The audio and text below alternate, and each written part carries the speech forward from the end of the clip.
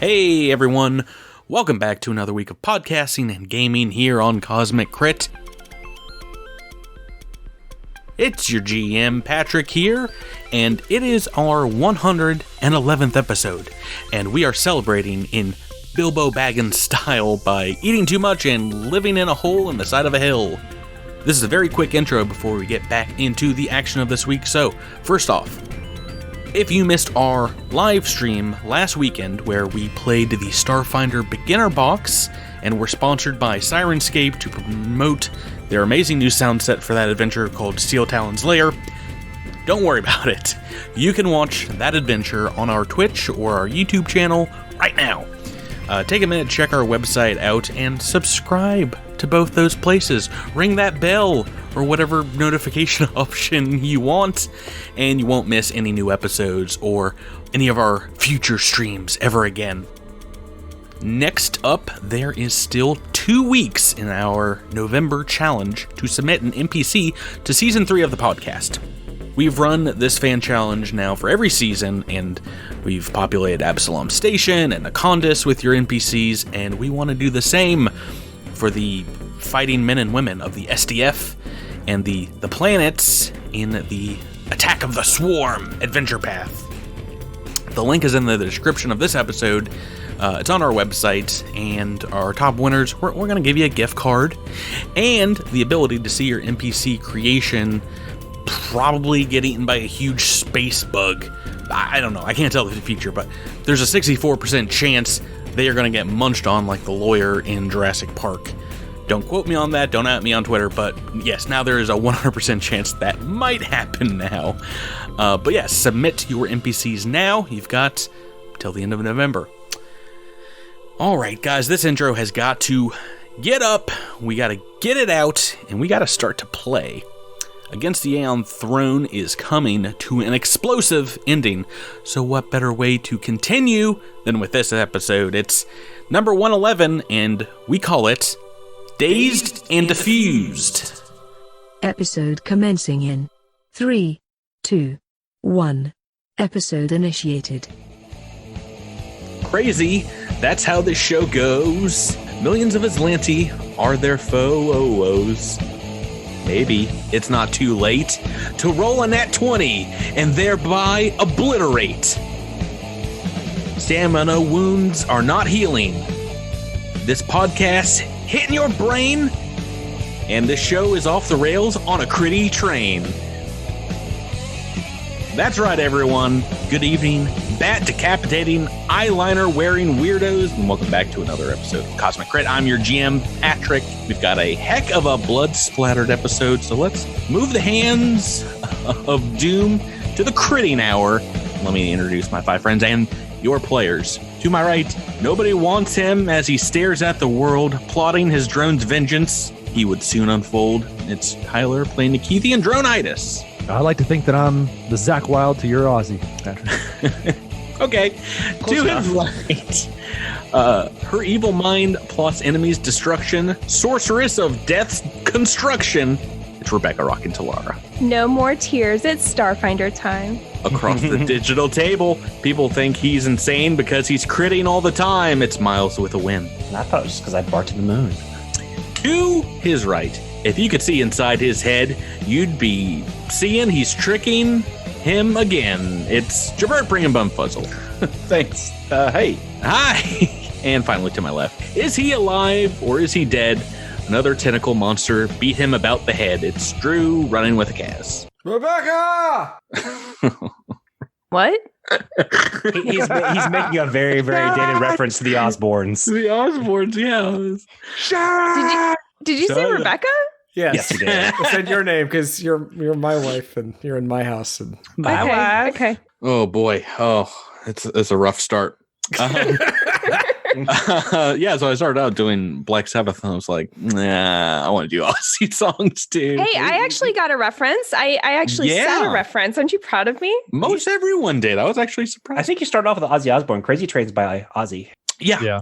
Well, that's what I mean. I started writing this earlier, and I was like, "Yeah, there's a lot of stuff in there." Hey guys, how are you doing? Oh, Tyler, you like the Oz man? I like Zach Wild. If you haven't checked out his solo albums, you should. They're really good. I don't boy. think I ever have, to be honest. Yeah, Book of Shadows and Book of Shadows too. Yeah, they're. I know. Pretending to write that down right now, Tyler. Okay, well, I will retreat into the darkness of. If only we were recording this, I'll remember to when I'm editing it, and I'll be like, oh yeah, let me look that up. Oh yeah. Hey guys, what's happening? Not much. Just playing some Starfinder. Yeah, it's a great question. When is this episode coming out? This episode's coming out right around Thanksgiving. It's almost here. Oh, Turkey Day in the States. American Thanksgiving. Because Canadian Thanksgiving's already happened. Do you guys have a favorite side dish at Thanksgiving times? Didn't we answer that question last year? I think we did. I think it bears repeating every year, Drew. So why don't you? I'll tell you mine. I need to go back and listen to make sure that I say the same thing. No. There will be inconsistencies afoot tonight. I don't need Will D calling me out for. Actually, last year you said that you liked dressing. We're new characters this year, so we can say whatever we want. Well, I'm a whole new man. Yeah. I mean, I've cooked. I think I've cooked a lot for Jipper. We do Thanksgiving after Thanksgiving up here, but I really like making my own gravy. Getting on that gravy train. But when else do you eat stuffing? Going off the rails on that gravy train. Oh boy. There's a lot of. I'm glad you guys went there, but I mean, it went through my head. I didn't have anything to say about it. What if all four of us had all said it at once? Just in unison. I guess there are 5 of us. Bites the head off the turkey. Oh boy. Oh. I mean, it's a boring answer, but I love like a really good stuffing.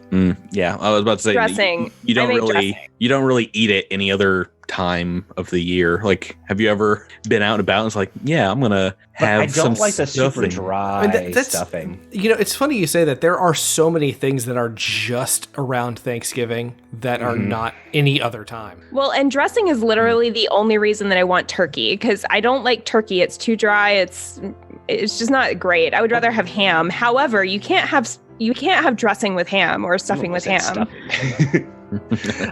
I've actually never put it on my turkey. I just eat separately. Oh yeah, that's same. Yeah, just separately. Yeah, but you have to have them. It can't be on the same plate as ham. It doesn't go with ham. It goes with turkey. But that's the only reason you have turkey. No. What? I disagree. You have some odd food rules, Rebecca. No, I was about to say, who's do you guys dry have really weird Southern stuff that you have to like eat every year? Well, I mean, my stepmother makes this bomb corn souffle that is probably my favorite part of Thanksgiving. Interesting. Yeah, corn souffle is good. What do you got up there in the pack NW, Tyler? We eat turkeys that have given their consent for consumption. Oh, that's right. He lives in Portlandia. Yeah. They're ready to die. I mean, I don't know. I'm sure there's some like kale tofu replacement for turkey that I'm not aware of. I don't know. Like kind of like Miles was, or I think it was Miles was stuffing. But specifically, I like sausage, cornbread stuffing, which really isn't stuffing because you don't actually put it. It's cheating, but it's called stuffing. I never put it in the turkey either, so I'm with you. Yeah. Oh, well, that's what makes it dressing. Everyone, you shouldn't put it in the turkey because there's a whole host of health issues. Yeah, it's a really bad letting idea the innards of a bird soak into bread that you're going to eat. Sweet truffles, like in the league. Don't do it. Have you at least had like deep fried turkey, Rebecca? Oh yeah, well, we usually get a smoked turkey from the barbecue place. Oh, okay. Yeah. We deep it's fry our delicious. We really alternate year by year ham and turkey because my family really prefers ham. I like to have turkey with dressing, but ham with other things. But my dad makes really good candied yams, so we'll at least have candied yams. I like that. Yeah. Another Southern class. I am doing my own smoked turkey for the very first time this year. So I bought in the Traeger. No, I got like an actual column smoker, like a Bradley column smoker. It's not a Bradley, it's a Masterbuilt. But so I actually bought 2 turkeys this year so that I could do a trial turkey and probably mess it up horribly. So then I could actually do the real turkey somewhat competently. So I'm very excited. Awesome. This sounds great. Yeah. Everyone listening, share with us your Turkey Day traditions on our Discord, and depending on how hungry I am that day, I'll be very happy or unhappy with you. This has been Turkey Talk. Yeah, this has been the introduction. But oh boy, this episode, we've got some insane stuff going on, and you guys need to brace yourselves before we get back to it and remind the listeners what happened last time on Cosmic Crit. The crew decides to check out the Bend Travel Laboratory next, and they find a couple of gray alien scientists and a pair of gigantic rings emitting some sort of magical energy. Portals, perhaps? While chasing after the Greys, part of the crew finds themselves somewhere else. But before they can think too much about it, they are attacked by a giant twin soul. Wynn helps get the whole crew back together by having Nikithi shut down the strange device. Now it's 5v1 against a weird beast. Kaz takes a real beating from the interdimensional goo, but probably saved the rest of the crew in the process. Wynn charges valiantly into battle, only to be sweetly serenaded into slumber by a gray alien spell to miss all of the action. However, he wakes up just in time to deliver the killing blow to the twin soul beast. Yay, you guys won again. I'm sure that's not getting old for our listeners at this point. Yes, indeed, that's what happened last time. But that's not what's happened at the start of this episode. Oh no, because this episode, once more, is not starting in Urelos, but we see ourselves in the black backdrop of deep space, where we see once more a similar scene we've seen on the podcast before. The remains of a starship battle, destroyed craft littering the cosmos here. Some of them painted Aslanti green, and amongst them hundreds of deathly still floating bodies all falling together. The debris here is moving very slowly towards a super gas giant in this star system. A few thousand miles per hour, a snail's pace at this cosmic scale. And Kaz, you're here, both years ago in one of these seemingly lifeless corpses right now, as well as floating over your own body as you fall out of consciousness. And looking down on your form here, you can see yourself in an Aslanti suit of green Aeon Guard's armor. Life readouts nearly gone, and you yourself also look up and just barely on the edge of consciousness all these years ago can get a glimpse of someone looking down on you. You close your eyes, and your mind's eye kind of winks, and you wake up, and now you're back in a bunk bed. Years and billions of miles away, and you look around it, and it's a Aslanti training facility. Blinking again, and you're on the 10K run up the side of a mountain in formation with other guard cadets, sweat pouring down your face, a numb ache in your feet.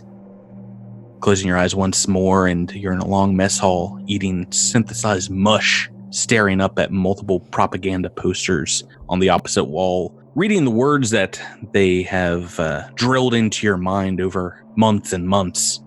The soldier next to you is your family. The Empire is your home. Your armor is your skin. Your gun is your heart. They would make you repeat this day in, day out on those hikes. Drew, we don't get a lot of flashes of Kaz's life before his memory loss. Your character now is getting a whole flood of memories back. Is there anything that he or you would like to explore? I think part of me, as Drew, wants to go back and see what put him into this memory loss in the first place. What was that event like?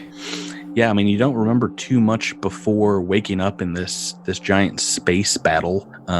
Maybe something of the trauma there knocked, all the memories that came before out. But you just get brief flashes of yourself in training, and that's like really all you have. There's no scraping your knee as a kid or having a crush on a girl at school. Nothing but your military training comes in scrapes and flashes. As you're kind of experiencing this again. You've had glimpses of it in dreams and whatnot before. You feel a sharp pain on the back of your neck. It is a pain you know quite well, that of a Kasathan palm chopping at you, followed very closely by 3 more. Chop, chop, chop. And it is your Master Jordan beating you out of the rest stage. You find yourself sitting, legs crossed, as he's standing over you. He says, lowering your guard for just a second invites disaster, Kaz. Disaster needs no invitations. It arrives when you are unprepared, when you are at your weakest. Do you think that you will survive if you do not strengthen your mind as well as your body? Yes, Master. You're both in the pagoda, this place of meditation on top of a hill that has Idaran banners and desert scarves hanging about it, as well as these dim blue lights. It's not the first time that Master Jordan has challenged you there. Not the last time he has caught you off guard either, the time that you're training with him. He continues and says, the ones that made you, these humans, no fear, no pain, and no weaknesses. You too are like them, but you have to be better than them if you want to beat them. So how do I know no fear? How do I know no pain? How do I... Why do you want to get revenge against the Aslanti? It's something that I feel at the very core of my being. When I first woke up, not knowing who I was, not knowing where I was, being brought here, I just knew that they were in the wrong, that they had done something to me, that they had done something to everyone in this system. You think you have the answers. They are the enemy, you think. And you say that they took everything from you. What did they take that you were unwilling to give away? They took my memory, as far as I know. Therefore, I have no way of answering that question. Why do you hate them? They are you, are they not? Why do you hate yourself, Kaz?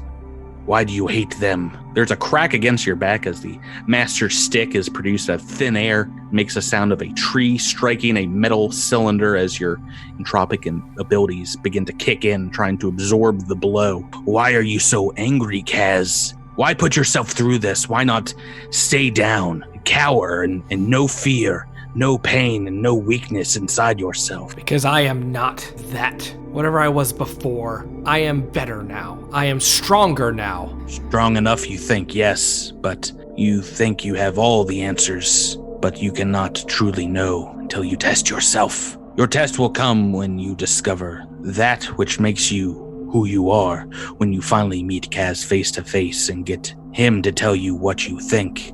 You feel something stirring here as you look down, and you're covered in these cold burns and bruises all up along your side. You feel an injection as a healing serum hits your neck, and now you see your team around you, standing over you and the corpse of a very large twin soul whose dead eyes are staring in your direction on the floor of the science facility. We're back in it, everyone. Oh my. You're back on Aurelos, all banged up, and I imagine you guys will want to spend some time healing. At the very least, Kaz. I definitely would like to take a 10-minute rest. Alara as well. Nikithi's going to go over to Sedona and check on Sedona since she last, I believe we left off, was still... Yeah, she was in one of her fog of cloud-like memories, and as you go to check on her, she's snapping out of it as well and runs to check on Kaz, goes to his side and says... I'm fine. It was another one of the memory blanks. Kaz, is there any healing I can provide you? I will channel Triune's will much more clearer now, I believe. Are you strong enough, Sedona? Yes, I'm fine. Those aliens, the gray ones, they were the ones that put the roadblocks in my mind. During my interrogation here, they wiped my memory banks. Seeing them again seems to have kickstarted everything back up, rebooted the system, as it were. I think I may have purged their mind impediments from my system for now. If you feel like you can provide assistance, I would gladly accept it. So, yes, there's a reason I was opening up the PDF for Book 3, the Rune Drive Gambit. That's where we got some Sedona stats. She has those healing abilities if you want. She can use them now if you guys have healing serums and you want to use them. Let's start with the 10-minute rest, though. Wynn's going to take one. Who else wants a burn or a resolve? Talara. Kaz. Yeah, I imagined her. I'm gonna hold off. I'm gonna hold off for now. Bumfuzzle fine. Nikithi? Nikithi will spend his time treating deadly wounds on those who need it. Oh, okay. I think that would mainly be a Kaz, but I'm down 2 hit points if you want to. Whoa. Like to me. I know. Goodness. That's the closest to Lart's been. Come here, Slugger. You got a Band-Aid or something? Oh boy. I can make some. Yeah, let's get some medicine checks rolling in. First one for the boo-boo. Okay, you get your 2 hit points. Awesome.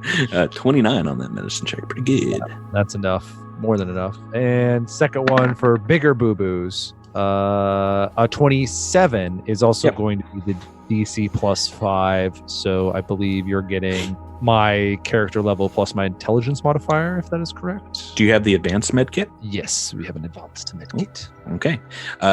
Yes, if you beat it by 5, you get I think your in bonus plus the level, correct? Plus my level, yeah. What level are you guys these days? I forget.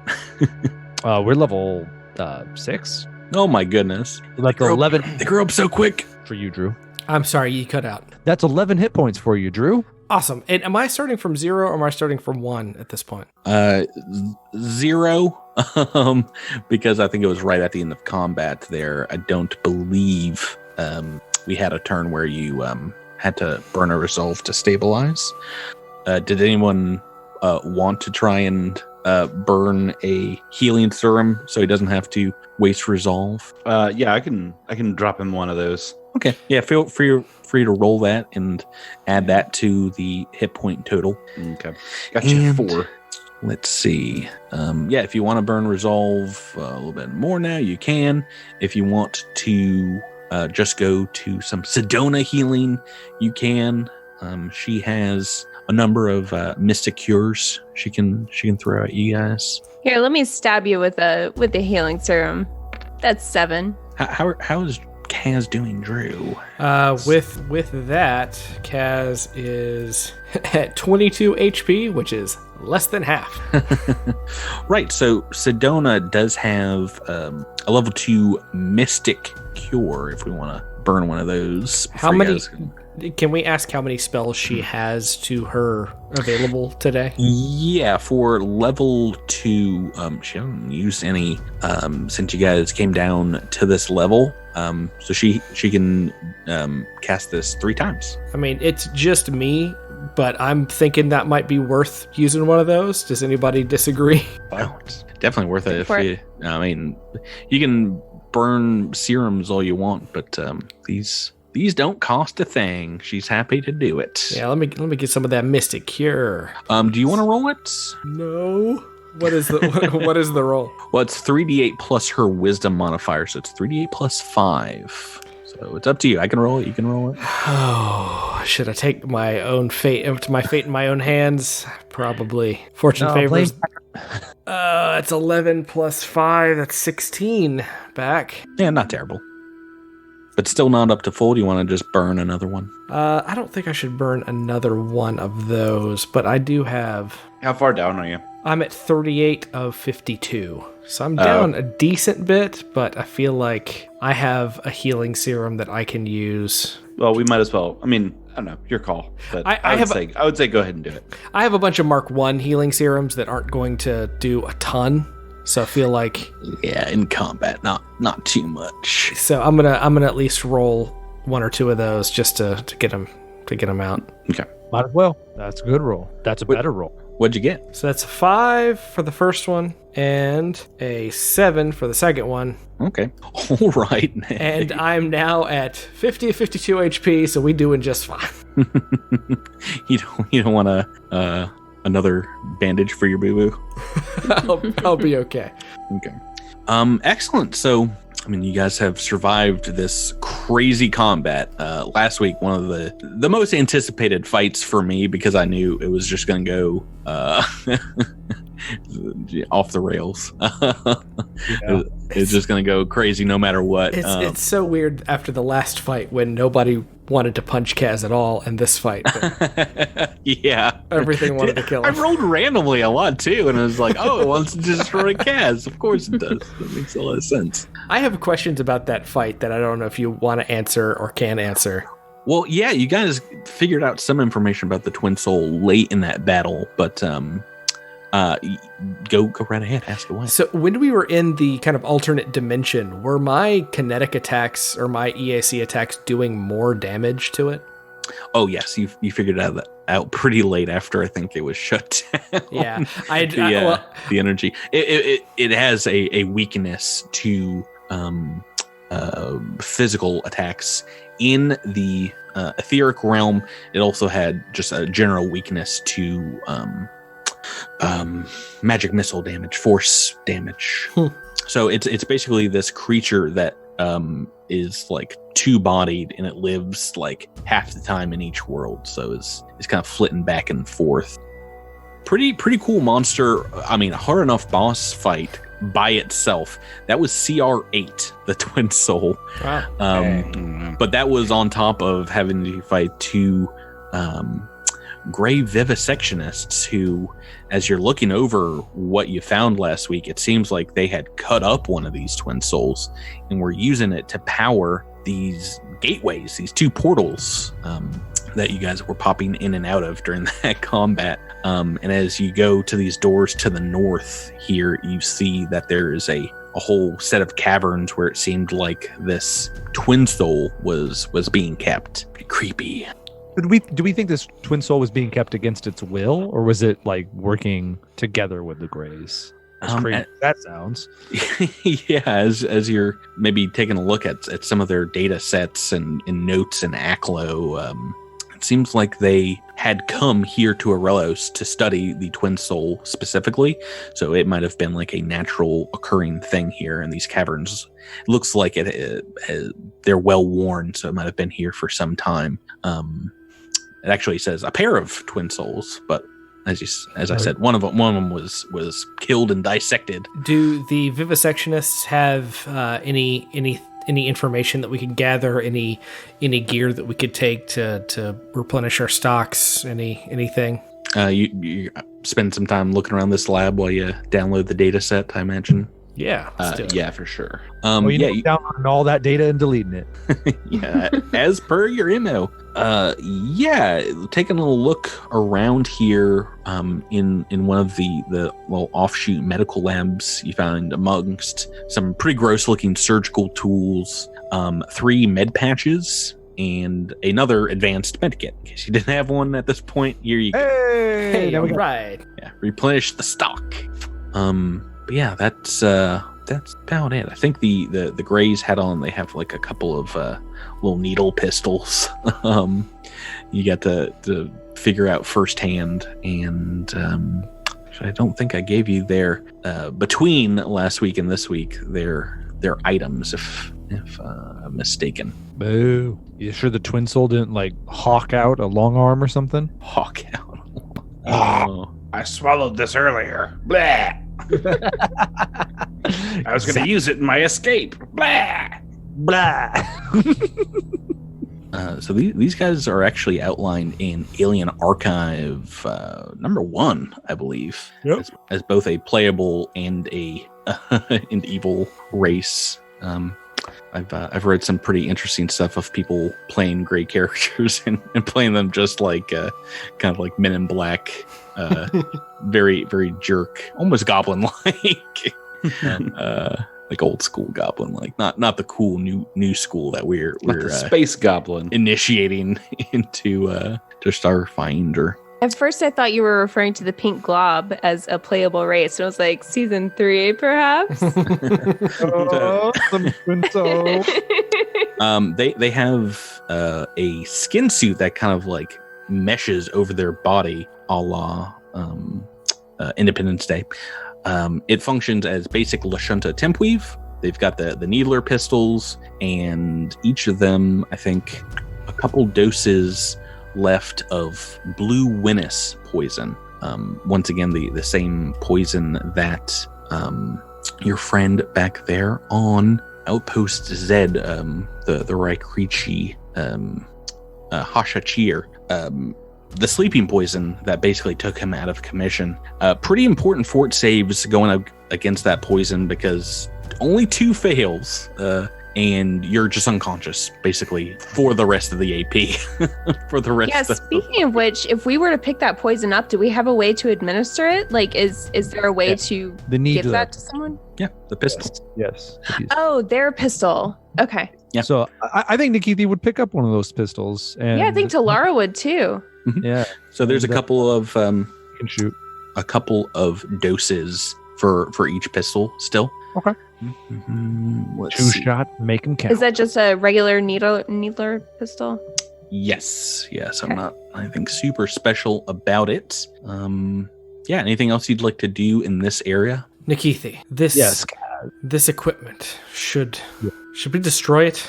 Is there anything that we could do to prevent them from ever recreating what they're doing here? Well, that is a interesting question. I am sure we could figure out a way to sabotage the work. Yes, I mean, I have already... Nikithi says as he's deleting everything. Just like pouring gasoline on the computer. Yeah, but I mean, is there a way to... I mean, yes, Nikithi is deleting all the information, so they don't know how any of this works. But is there something that we could do to the physical equipment to maybe make it to where it's just non-functional? So not only do they not know how this works, it also just straight up is broken. Yeah, is there a key component that we can take and destroy or something like that? I mean, there's a couple of, sabotage points to make sure this doesn't like function in the immediate future. But if Kaz wants to just like go to town on it and use it as a punching bag for like an hour, you can probably destroy most of the finer parts of the 2 rings, the devices themselves. I don't know that we have an hour, but I will take whatever time we have. Training montage of him punching a slab of beef. You see Idis trying to mimic your movements, trying to help you out. Just not as good. Good girl. Right. After a little bit, Mergerber comes on over the comms and says, come in, Phoenix's respite crew. Are you all right? I heard a lot of weapons fire and screaming and then silence. Sounded like something tore a hole in the fabric of the space-time continuum as well. You all right? Yeah, I'd say we're doing better now than we were a few minutes ago. Did a hole get tore in the space-time continuum, or was I hearing things? Yeah, how do you know what that sounds like? Oh, I've been around, all right. That's an uncanny set of ears you got there. They're doing all kinds of weird stuff in that northern lab. Well, don't worry about it. Whatever you're doing is weird. Nikithi. We're having a conversation in Aquin, yeah. Aquin. Nikithi turned off. Go ahead, Rebecca. Nikithi turned off the machine. You don't have to worry about it anymore. Oh, good. Are you all fit and ready to continue on? We need that last data set like yesterday. I think we are. Let's go. Let us move forward. Excellent. Feel free to throw yourselves in marching order, heading down the last unexplored part of this facility. Kaz is going to activate his purple Aeon stone. Right before you popping in down there. Yeah. Excellente. All right, we got, as always, the Vanguard of the Vanguard and the Operative, Kaz and Bumfuzzle up front, a giant bear, and then Talara and Nikithiitis in the back. Scratch that, Nikithi in the way back, apparently. How far away do you want to be? 10 feet from Idis is always a good distance. Okay. In case they get confused again. Yeah, exactly. Or area of effect spells. Things of that nature. Sedona is going to pull her pistol, walk up next to you, Nikithi, and it's like, we're almost there. We can do this. I'm actually beginning to believe that this will be a success, which before we came in here, I Well, I didn't have as much faith as I do now. As you say that, she shot, her chest explodes. Like, no! Oh, God! No! Why? It was my fault. I should never have been positive and had a good attitude. No. I will never do that again. She was 2 days from retirement. Nikithi just started looking on the bright side. His character having a bit of a change. No, let's see. You guys can move yourself down into this area. I'm exposing the southern laboratory. Already moving forward as you guys step into this next area, power dynamics. You head up some small steps here, and as you do, there's a pressure plate that triggers, clicks, and a moment later you hear high-pitched whine. The PA system crackles to life above you, and you hear a familiar voice, that of Specialist Evandrian, augmented by his Aeon Guard helmet. Coming through this PA system, he says, "Phoenix's Respite Crew. Is that your ship's actual name? Kaz, welcome. This is the price that you pay. This is the price your meddling has incurred. You've put countless others' lives at stake along with your own for this petty mission. Those aliens aiding your prison break-in, for example. We know a transport vessel went missing en route to Gulta, and I'm sure it went to that Odheo-infested dump of Outpost Z. Your actions will result in a lot of deaths there. You seem not to care about the innocents you're endangering, but maybe I'm wrong, so I thought I'd put that to the test." You see the chamber in the center of this room, behind a couple of double doors here, light up with arcs of electricity, as in the middle of another scientific chamber, a vessel of sorts, you see the faces of a dozen or so scientists, human and alien alike, their mouths gagged as they scream and their arms locked in manacles. Terror on their faces as the device begins to power up. Thwum. Bumfuzzle, Nikithi, what is this device, and can we turn it off? You did this, Kaz. Their blood and that of countless others is on your hands.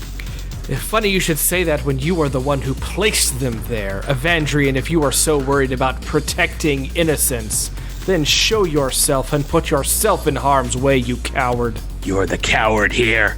I'll turn this device and spare them on one condition. You and your rotten crew throw down your arms and surrender their lives or your freedom. What do you have to say to that? Show yourself, and we will talk further.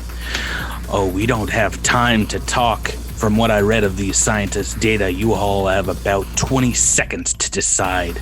I hate to be dramatic, but let's start the countdown, shall we? 20, 19, 18. Guys, this isn't a combat per se, but we're going to be acting in order, as you only have so many actions before bad things happen. Let's put it that way.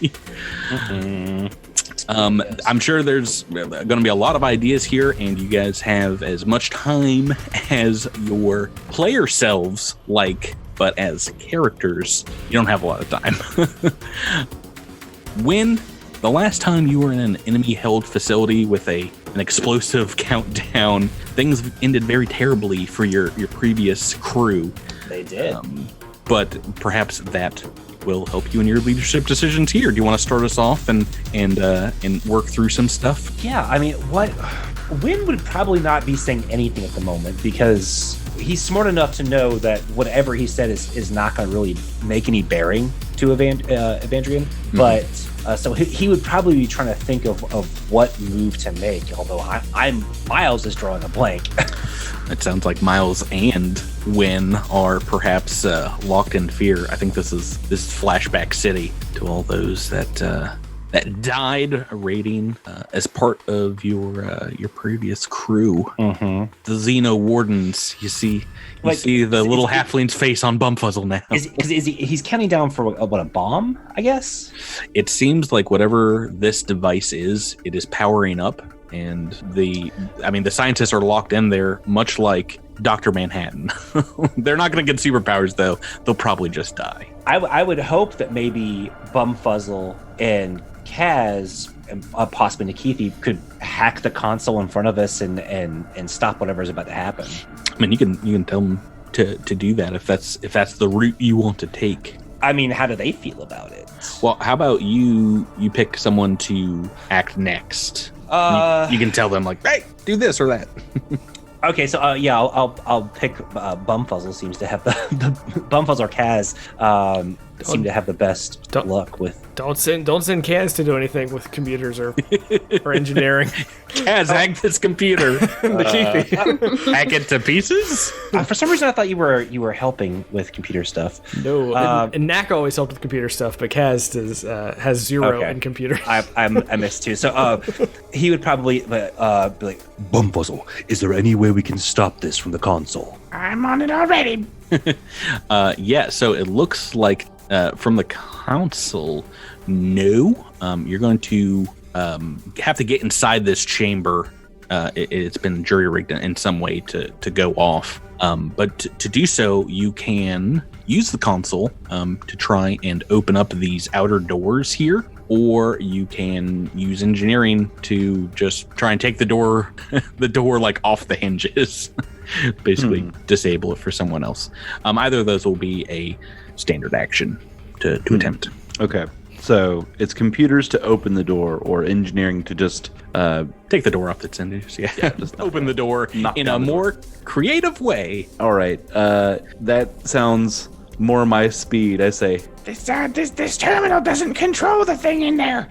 It's only a door control. Wait 1 second, I got an idea. And I run up to the door, and I sort of I put like this super thin sheet underneath the door, and then I start I pull out a little air pump, and I start pumping it. And this what looks like almost invisible when you look at it on its side starts to inflate, and then it sort of cracks the seal on the door a little bit, and then causes it to sort of bend just slightly, and then you can just sort of pop it open. Just see say if it works. Just say you're Fonzieing it if you're gonna Fonzie it. All right, I Fonzie the door. Hey, what'd you get? I got a 24. Ooh, very close. Plus 4 to unlocking doors. It's not a locked door. This is you taking that door off the hinges. But it was DC 22, so you made that. Nice. Oh, hey. Nice. So very close. As the door comes off the hinges, you can hear the muffled screams of the scientists now, just as well as the sound of crackling electricity here. Arcing blue electrodes in the center of what looks like a huge polyhedral energy source, like a crystal of some kind. Seems to be kind of spinning up, humming in a very dangerous sounding recursive loop. Just it's some kind of a 20-sided shape. We have no point of reference for polyhedrons of any kind. So go ahead and elect who you want to go next. Bumfuzzle. This is looking like a job for Talara. Maybe she can do some magic to suppress some of the dangerous energies that are in there, or do something to help people get out. That seems like something she could. I don't know. I don't know what she does, but I think she could maybe magically douse the electricity. That's like fire, right? Probably not. Probably not. I say, Talara, you? Is this you? Do you know? Go on. There is something I can do. What do you want to do? This is an interesting idea. No, I must make an right choice. It's very interesting. All right, so Talara, I don't know what good this will do, but Talara can come into the room, and now that the door is open thanks to Bumfuzzle, I can use infinite worlds. This is probably really unwise. To change the nature of the hazard. Yeah, so I could change it from electricity to something else, but that's So, probably not going to help these people, right? Right now, it's blue raspberry electricity. So, So I can make it like green flavor? Apple acid or something. Yeah, green apple acid, or flaming hot red. It might scare the folks in here a little bit, but if you guys don't want to be shocked, that is How cold is cold? I mean, any Ice of it. cold? Yeah, it'll All right. it'll freeze your arm off cold. Pick your poison. That's the greatest sequence we've ever had. So, like I say, I'm not sure that this does any good. Should I do something else? I mean, my original plan before Bumfuzzle started spouting nonsense about what Talara is able to do was to try to intimidate him, but I don't even know where he is. He can hear you wherever he is. He's talking through the PA system. Why don't you give me a sense motive check if you're talking about Evandrian? All right. It's not my best. It's an 11. Yeah, you're not terribly sure. It seems like there's something you can do there. If you want to just try and berate him into turning it off, you can, but you're unsure how successful that would be. Right. Well, at the very least, can I cast Charming Veneer on myself? Is there any way that I can use a bluff check to like trick him into coming down here? Probably Like not. I say, I don't even know where he is. Not within the next 20 seconds. Right now, we're in kind of... if he's on the top level of Aurelos, where you guys last saw him kind of escape to, it won't be in the next 20 seconds. Right now... Okay, so even if I convinced him to come down here, it would take him longer than 20 seconds to come down here. Mm-hmm. It seems like... So... really, our only option is like we need to shut this machine off. That's all we can do. Well, he says he has some kind of way to stop it, to trigger the cooldown from wherever he is. So if you want to try and talk to him, you can. But whatever you want to do it now, because tick tock, tickety tock, gosh. tick tick. I guess that. Gosh, this is hard. There's so little I can do.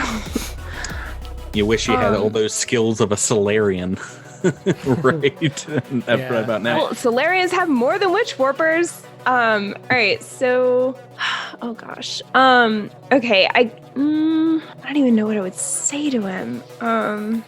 If you want to make a intimidate check, why don't you make the roll and let that inform how successful you are, one way or the the other. All right. Whew. That's a 16. It looked Not like it was great. it looked like it was going to be the one. +2 for Charming Veneer? +1. So 17. Yeah, no. It doesn't come out very confident, but feel free to try and yell at Evandrian. Talara would she clearly doesn't know what to say. She'd be like, didn't you hear, Kaz? You're going to have all these people's blood on your hands. Come on. What's wrong with you? Yeah, Kaz, their blood will be on your hands. Thanks for backing me up, Talara. That's not what I said. That is what you said. Close enough. Rebecca, who do you want to go next? I believe we still have a Nikithi and a Kaz. Nikithi, it's all you. Take this machine down. Gladly. Tyler, what would you like to do? I would like to transcend the limits of my physical being and enter into the code so that I may disrupt Evandrian's connection to this machine. Right, so you're not sure if there's anything going through this computer console. It seems maybe it's hardwired somewhere, maybe inside the chamber. It seems like he's disabled almost all the commands. Let's start with moving inside the chamber and inspecting this polyhedron. Oh yeah, so it's great. It's just wonderful. It is full of still blue raspberry arcing electricity. Yep. And at this point, when you get in here, you can see that there are a number of what look like supercharged electrodes, like kind of leading in to the device, like this weird crystalline power core. You're pretty sure whatever can be done to disarm this thing, you're going to have to first get past these electrodes somehow. That could be potentially an engineering check or some kind of physical science in order to determine their weakness. My engineering is higher, so I would go with engineering. I might call out to Bumfuzzle and say, I could use your help with some electrical problems, Bumfuzzle.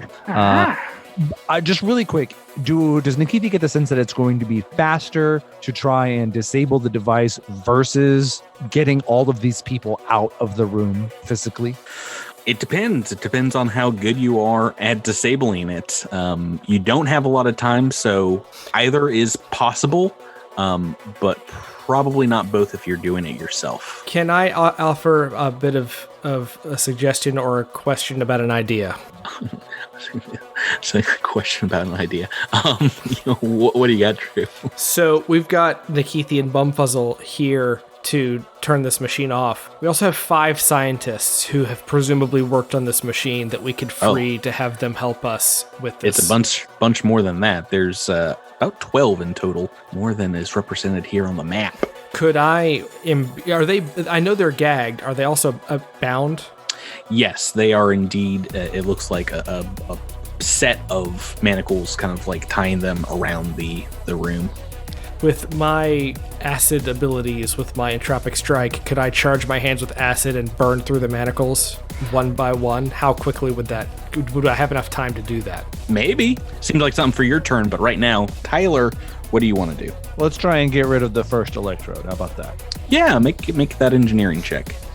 Engineering check number 1. Okay, you know what? What do you get, Tyler? Toot toot. You know what? Book 6 reroll. Oh! 6 reroll. We gotta save these people. This is an important moment in Kaz's arc, in Nikithi's arc. He's dedicating all of his attention to saving these people. Yeah, no way he's failing here. The arc damage that you're definitely going to take. What was your total roll? 18. So if that's not enough, I'm re-rolling it. Oh no, I don't tell you whether it's enough or not until you re-roll. Oh, well, then I'm re-rolling it. Yeah, because I don't think a 2 is going to do it. Probably a good idea. But you can roll. If I get a 1 here, I'm gonna scream. Good. Didn't get a 1. Got a 6. Not much better. But 22.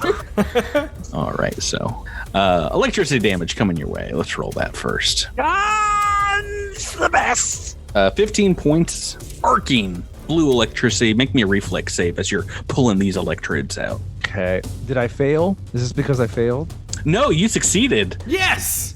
Awfully though. All right. 18 on the reflex save. Only taking 7 points of damage as you're able to, kind of like shield your hand from the last couple of electrodes. And almost a third of my health. Yeah, you've exposed the core here.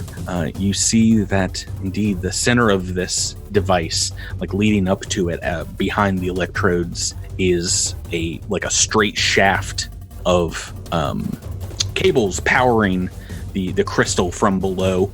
It's this very odd polyhedron that is just crackling with energy. Not necessarily electricity, but there's some kind of mystical element to it here. Let's see. We are next by process of elimination onto Kaz here. Drew, do you indeed want to run into this room of death and start pulling people out? See if you can get them free. So I don't necessarily want to free them. I want them to help, but that's not necessarily. And we've now got the core with all the cables. I mean, should I just start ripping cables out? Is that a bad move? Seems like something you want to do in a bomb defusal situation. Just start yanking. Yeah, I mean, I've got my shield on. I just got all the health back. Didn't you used to play the skills character on this podcast? Yeah, I did. But not in the day. The science team. Can I intimidate the crystal? Oh boy, I'm gonna need that action now. You're stalling. Okay, so what kind of check would I have to make to free as many people as possible? In the amount of time that we have left here, this is gonna be an engineering check to try and get them loose Okay, that is not going to work. So, Is there anything you want to say to Evandrian? Do you want to try and work on him? yeah. Evandrian, enough. I don't see you all laying down your arms. But you see me laying down mine. Look, I am unarmed. Take me, let everyone else go. That's not the deal. Tick tock. 15 seconds left. I imagine you want to try to do some kind of diplomacy roll with that. Yeah. That didn't seem too intimidating. I give up. Evandrian. Shoot. What do you? Oh, you got Hate everything. It's the low roll cloak here. 5 on the dice, 10 total. Why don't you make me a sense motive check as well This will be great. while you're interacting with Evandrian. Natural 20 sense motive. There we go. Yeah, you know, talking with him, it does seem that Evandrian is hesitant somewhat to carry through with, you know, murdering these people. Are these citizens of the Empire? Are they human? Some are. Most are alien. About half are alien. Yeah, so you get the impression that you might be able to present some kind of case that would assuage his anger while retaining his honor, allowing him to get out of this. But you know what exactly you have to say, you're not sure. Evandrian, I know you are at odds with the Sardat. I know that you do not want the Sardat to have control of this project, but I know that you know how important this project would be to the Empire, and I cannot imagine that you would dare do anything to jeopardize it by destroying a piece of it and the crew of scientists that worked on it. Think about all of the, not just the Aslanti lives lost, but just the loss of manpower for the sake of the Empire. Think about what you are doing. I've thought about it long and hard. I rigged them up over 24 hours ago. They've been in there for some time. Make your decision. Lay down your arms. We're on to turn 2 here. Back to Win. Sedona is agog at what to do here in the back. How do you think it's going, Miles, so far? Not wonderful. Is there some team that you would like to help out on? Do you want to try and talk to Evandrian, try and disable the device inside there? Yeah, I mean, I would like to try to disable the device. I've got a decent computer's check. So there's no computer inside the power dynamics, but if you move in there, it does seem like engineering or physical science might work, but you also get a sense of a magical aura coming off of this thing. So perhaps mysticism. Ah, yes, my -1 in mysticism will come in quite handy. How's your physical science doing these days? Your crystal science. +2. What's up to you? Do you want to make one of those rolls? Be on team science. You said physical sance, mysticism, and engineering. Yeah, lots of ways to crack this cookie. I'll try an engineering roll. Oh, Lord. Boy, oh boy. I just imagine Nikiti being like, "Why are you pulling those wires?" Oh no, you're working down below, and you just hear tink tink tink. I think of a trident hitting the top of this. It's exactly. Oh, please stop! Oh, please, I'm down here. I will die. All the scientists nearby are Bumfuzzle onto you. All right, yeah. I'm watching Win attack the delicate machinery, and I'm gonna run in as well and see if I can maybe remove some of the electrodes that are nearest to Win, so that he can't reach anything that'll cause too much damage. At this point, the electrodes are kind of out of the way because of Nikithi's action. Okay. It looks like you might be able to turn off the entire system here by depowering the crystal, maybe decoupling a few things. You're not sure exactly what, but to do so, I'm going to suggest engineering, as it seems to be your forte, but feel free to roll mysticism if you want. I'm not going to stop you. This is a free Starfinder. All right. I'm going to take your suggestion. Mysticism? Roll some engineer. Oh, Nice one. Jabert, say out loud what you just rolled, please. 37. Yeah, natural 20. I was trying to get you to go mysticism because it's a smaller DC. That's not going to do it. No, I'm just kidding. That totally does it. Can you imagine? You pronker. Yeah, you detached every single cable inside of the device and just goes, and all the scientists and their gags are like, oh, we are out of danger, out of combat, as it were. Evandrian, you see what we have done. You had your chance, and now we are coming for you. And we're bringing a bunch of angry scientists, too. These nerds will help us kill you. Quiet. Quiet, nerds. You obviously hear what sounds like a physical receiver module angrily slamming into a crook as the PA system cuts out. It goes, and as you guys start undoing the scientist binds, they're all very, very thankful to you all. Like some of the ones you freed earlier, they seem to be extremely tired. Good and tired. Does Nikithi recognize any of them? Yeah, indeed. Some human scientists have been here for years. Some older Atlantes. They look like maybe they took a few hits or so from Evandrian while they were getting rigged to this death trap. And might come up to you and be like, Nikithi, is that you? Yes, I see you have been mistreated, friend. Let me help you with your damage. Is there anything we can do to repay you all? We can't believe that someone would come to our aid. We are here to help, and if you would like to help us, you can go up the elevator and wait for we are going to leave this place. And when we leave, we are going to try and take as many people as we can. If you're interested in escaping, go to the next floor above us. Speak to Sanendrone, and he's in communication with us. And when we are prepared to go, we will take you. Yeah, maybe Murgleberg could escort them. Oh no, Is he down here? Murgleberg's got a job, but some of them will indeed, try and go get some rest, or go upstairs. But Murgleberg, as soon as you mention her, cuts into comms and is like, "If you have that last data set, I can use your help and any and all scientists left alive to help implement my plan." Shut up, Toby. No. All right, where do I get that data set from in here? The scientist can help you download it from a core hookup inside the chamber, like all the recent test data.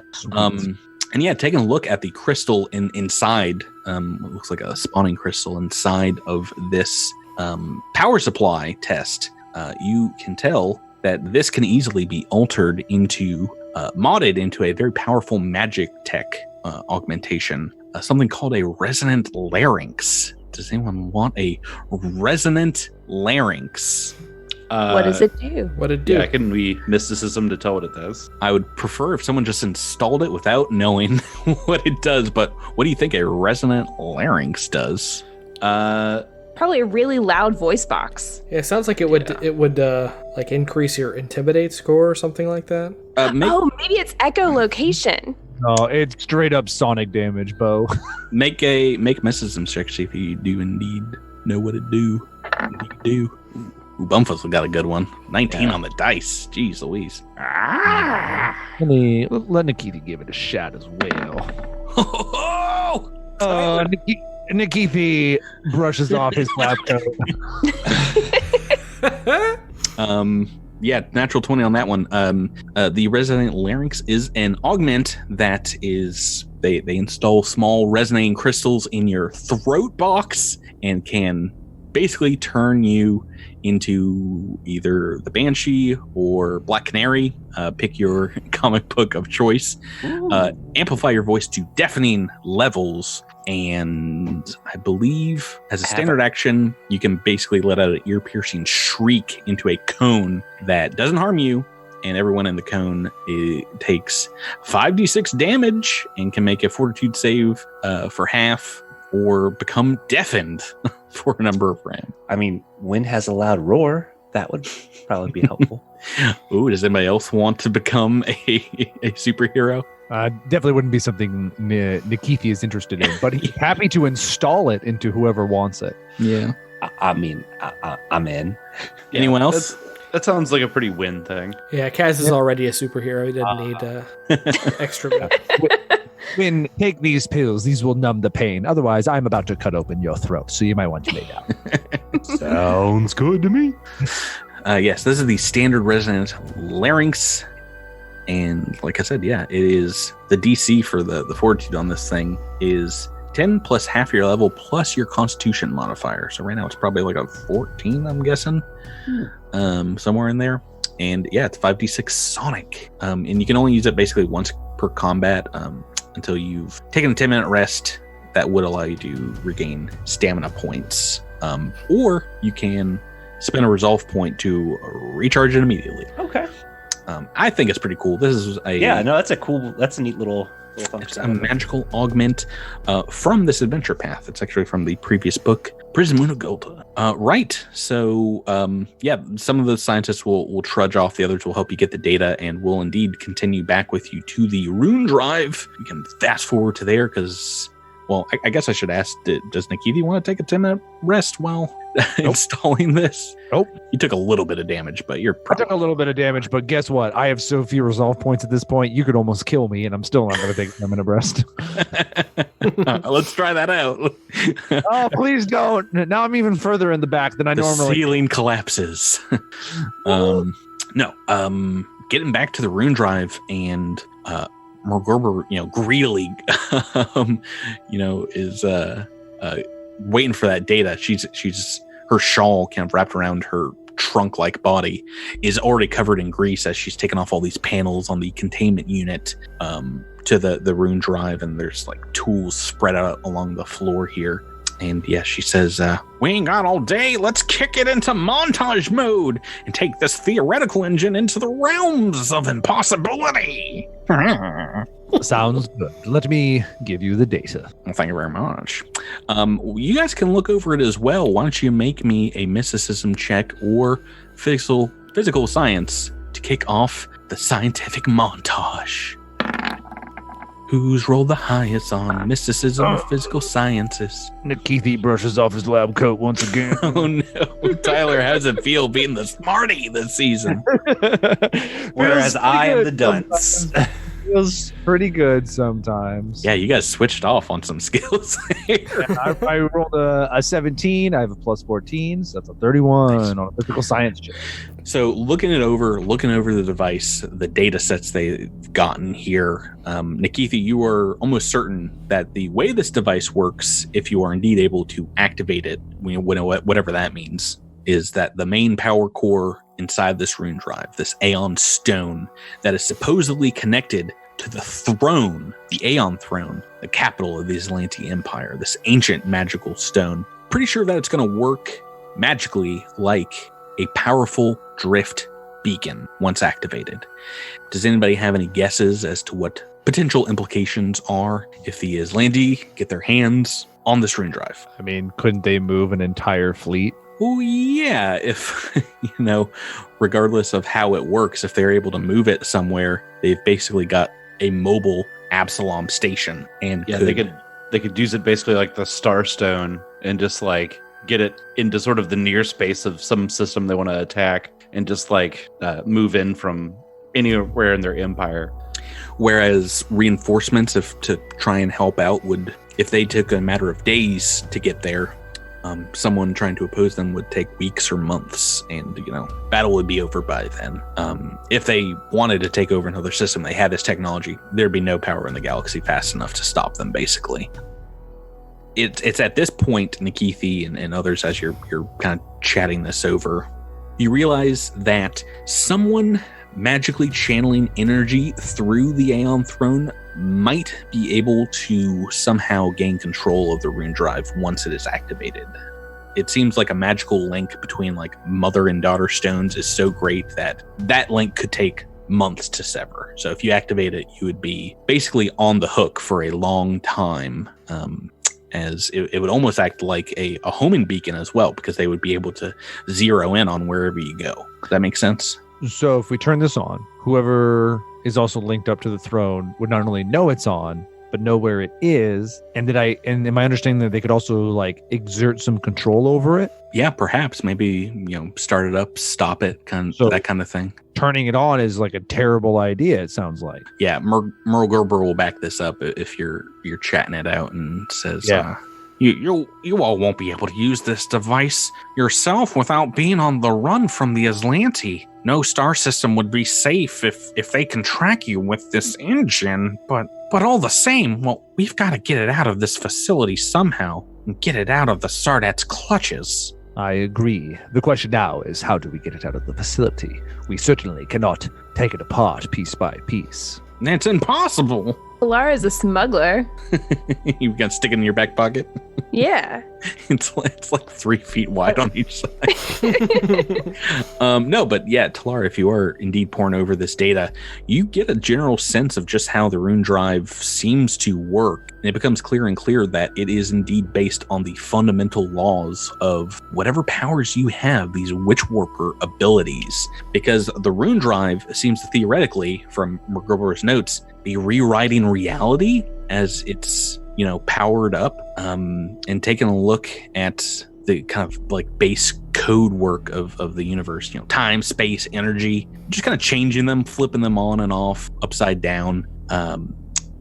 Water can become dry, light slows down to a crawl, those kind of things that shouldn't be like possible physically. But you are pretty sure, if this thing was indeed attached to a spaceship, that it would just be able to rewrite the laws of the universe around it and maybe make it so that, on a vessel, the space between Aurelos and Nakondis is a few thousand feet instead of a few trillion miles.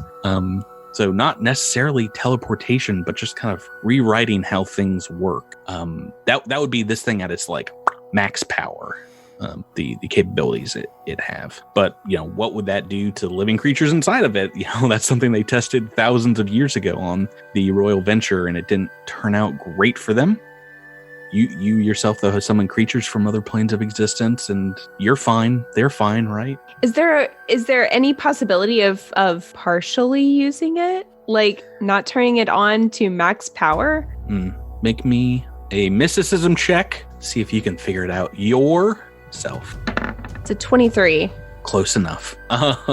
Pouring over the data, all now that the data sets are becoming synthesized into one, you think Talara might be able to rig this thing for like kind of a one-time use to channel your own reality manipulating powers to rewrite its connection to the Aeon throne, like the first time it's turned on, and form like a magical feedback loop between the objects, the stones powering it. So kind of like burning out the rune drive's Aeon stone. And if you bring that theory up to Mergober, she says, Yes, using the magic that way, it could cut the Aslanti off from being able to give chase, but that would kill its magical ping for certain, but it wouldn't be able to produce enough energy to make a jump across the galaxy, but you might just be able to do something with the drive. She starts like doing calculations into a small holographically projected screen above her head. You see quantum mathematics popping up, and the data she starts to feed the computer network, slows down the entire system as she's calculating things. She says, if we install this device on your ship, before we run this feedback loop, we might have enough energy to alter the makeup of your vessel from the base atoms upwards. Maybe improve the armor, the engines, and get some kind of trans-dimensional leather seating installed. That might prove useful if you do have to hightail it out of here. I see you are insinuating some space combat that we might have to go through. I didn't say that. You said that. Yes, you implied it, but I still do not like it. Although your theory and Talara's are sound, I believe we have a course of action. Well, the Phoenix's respite would cease to exist because it would be a ship from an altered dimension. You could change its frame from the base up and basically rebuild the entire starship into whatever you want. You could have a jungle gym inside if you want it. And you might have to give it a new name after the Rune drive is done with it.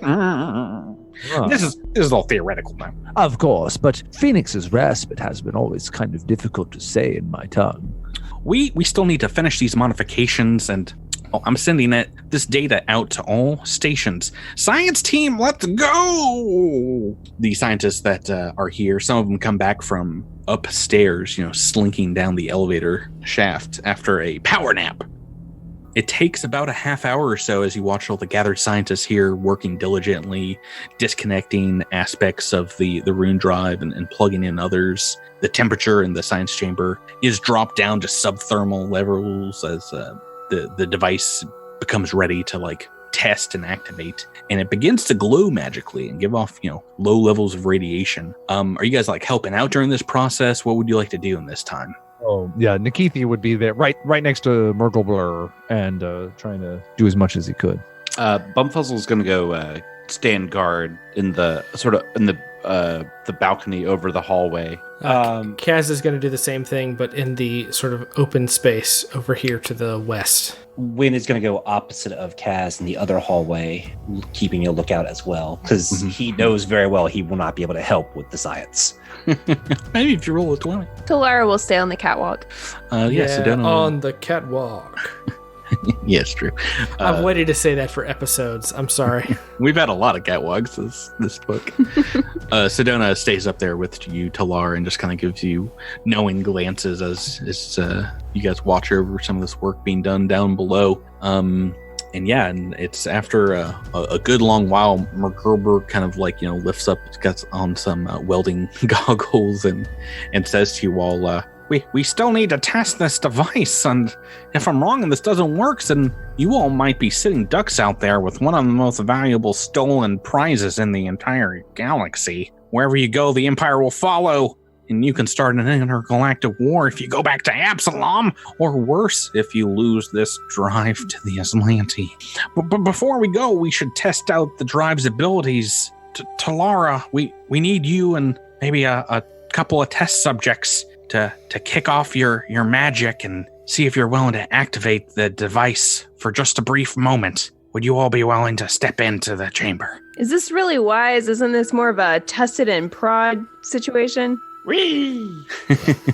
Well, if you guys want to risk it all on this completely untested 1,000-year-old magical device, then yeah, let's roll them bones. All right. We'll take it for a test drive. Good. I would be up for safety. I want to be a part of this test, so I will join you. If the history of travel is going to be rewritten, I would like to be a part of it. That's right, Nikithi, we're ride or die. I just like rides.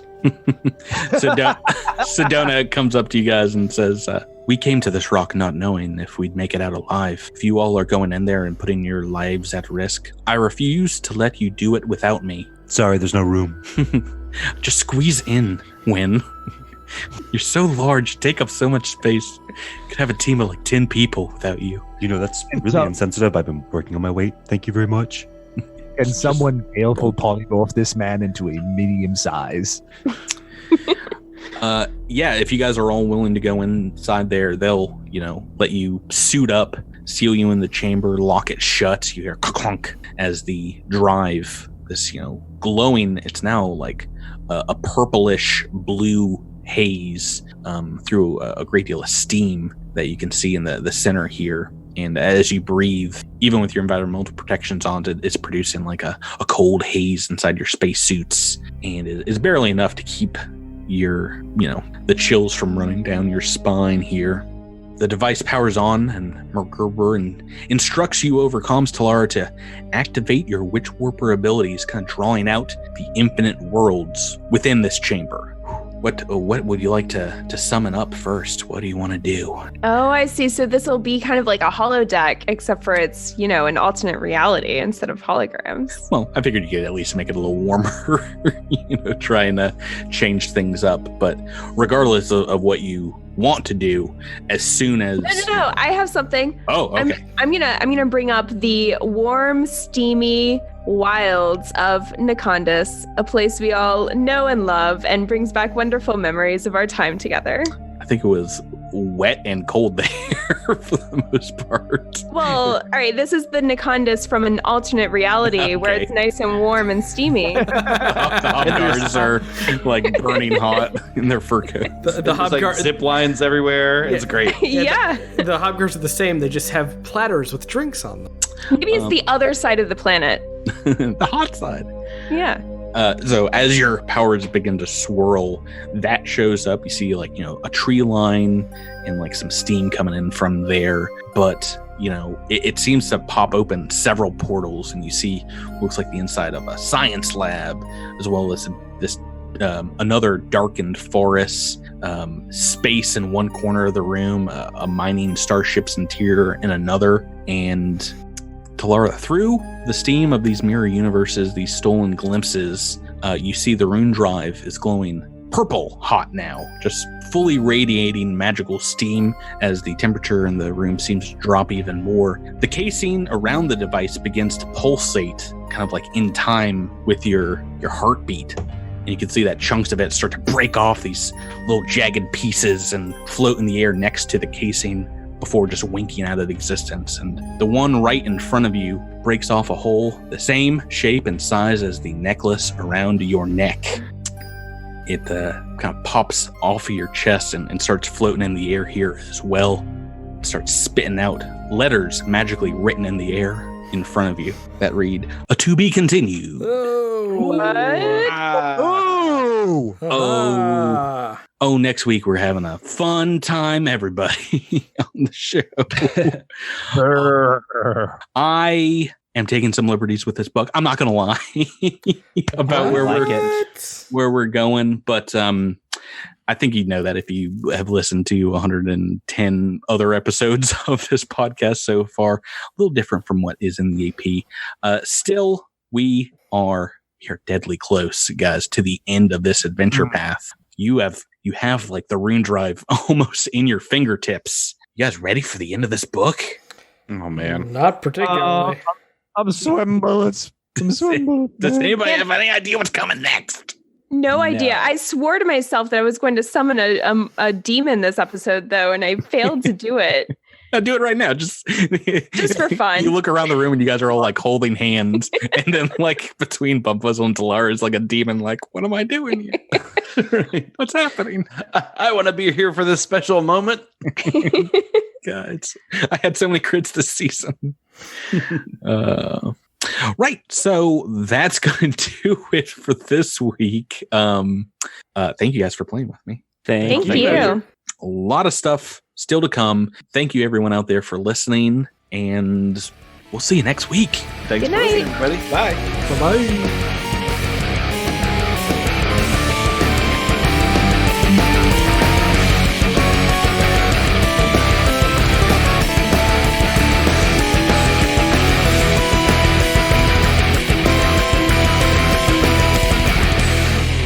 Thank you for listening to this week's episode of Cosmic Crit. This episode has been made possible through a sponsorship with Roll20 and the backing of our Critamander fans on Patreon.